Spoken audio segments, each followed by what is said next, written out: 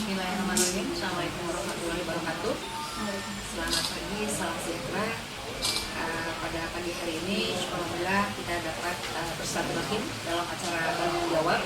Dan pada pagi hari ini, kami dari Dinas Pertanian dan Ketahanan Pangan Kota Bandung akan membawakan materi dengan persiapan menjelang ibadah haji atau ibadah kurban yang insya Allah bulan depan pada tanggal 12 September kita akan merayakan Lebaran Haji.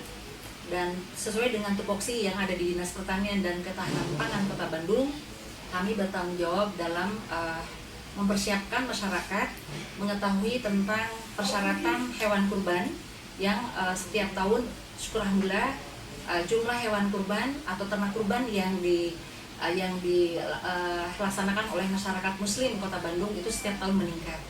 Jadi pada hari ini kami menyampaikan bahwa ada dua kegiatan yang kami lakukan. Yang pertama adalah pemeriksaan kesehatan hewan kurban atau kita sebut dengan antemortem, di mana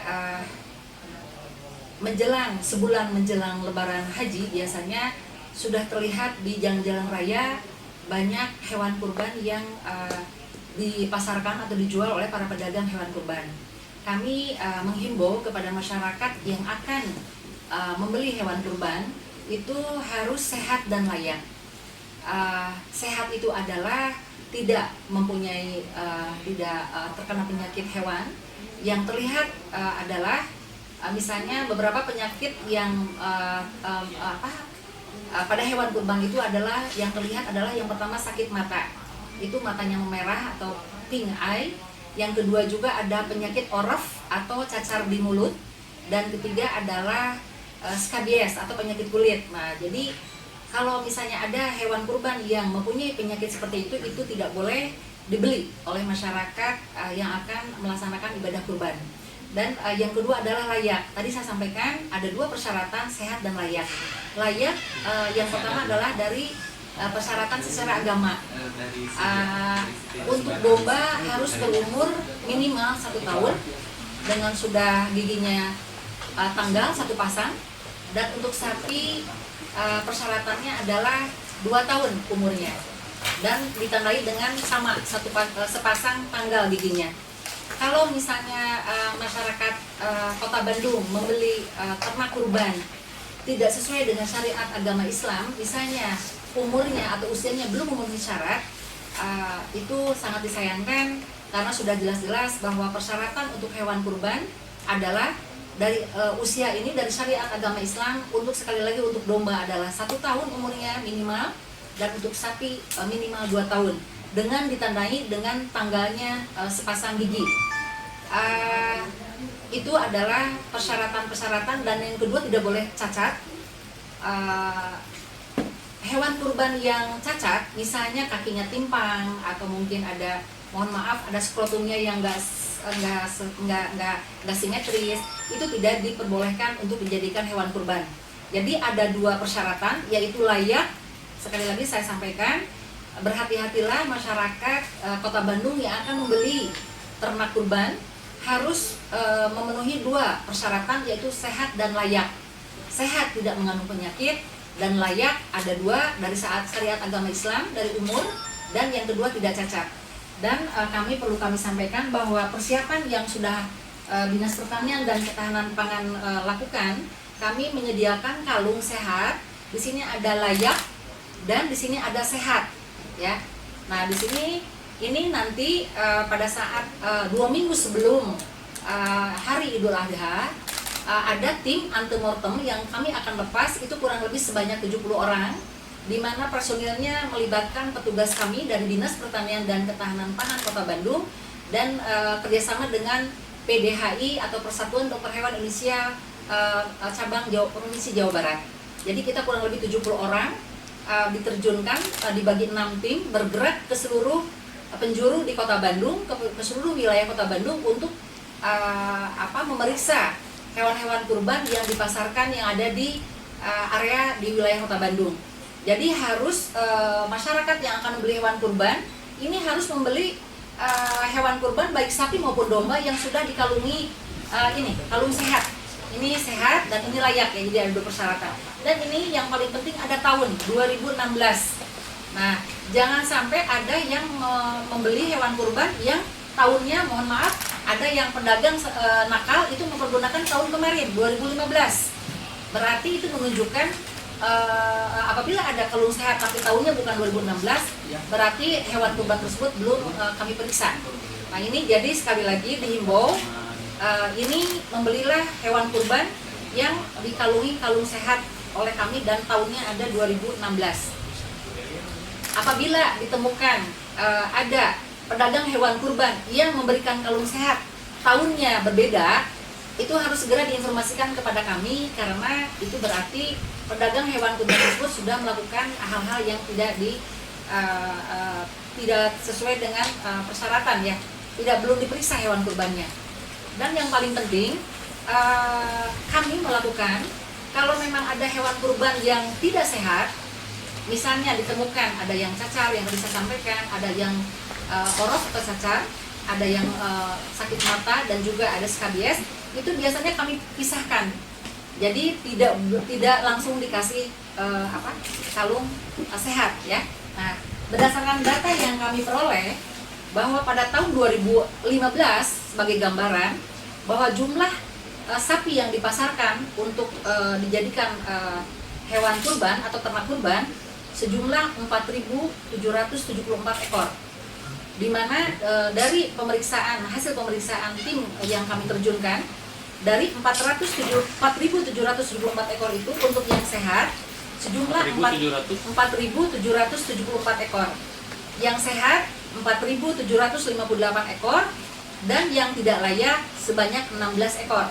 Jelas yang tidak layak ini tidak kami kasih kalung sehat. Sedangkan untuk domba, kemarin domba yang dipasarkan atau yang dijual untuk hewan kurban sejumlah 22.145 ekor ya, 22.145 ekor, di mana yang sehat adalah 20.677 ekor, dan yang tidak layak sebanyak 1.468 ekor. Dari 1.468 ekor domba yang tidak layak, perinciannya adalah yang tidak cukup umur ya, yang tidak cukup umur sebanyak 1.370 ekor, yang sakit mata sebanyak 97 ekor, dan yang menderita penyakit cacar 1 ekor.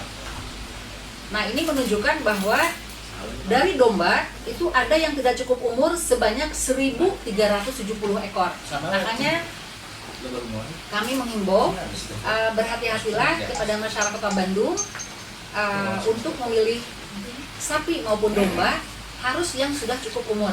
Karena terbukti dari hasil pendataan tahun kemarin bahwa ada yang tidak cukup umur, terutama untuk domba itu masih ribuan. Itu yang hasil pendataan untuk yang antemortem, dan itu yang pertama yang kami lakukan. Yang kedua, tim kami juga akan bergerak pada saat hari H Idul Adha sampai H+3, yaitu hari Tasyrik. Itu adalah pemeriksaan kesehatan daging atau kesehatan ternak setelah dilakukan pemotongan atau kita sebut dengan postmortem. Nah, ini kami menerjunkan kurang lebih 30 orang bergerak ke masjid-masjid, diprioritaskan masjid-masjid yang memotong hewan kurban banyak karena keterbatasan personel kami.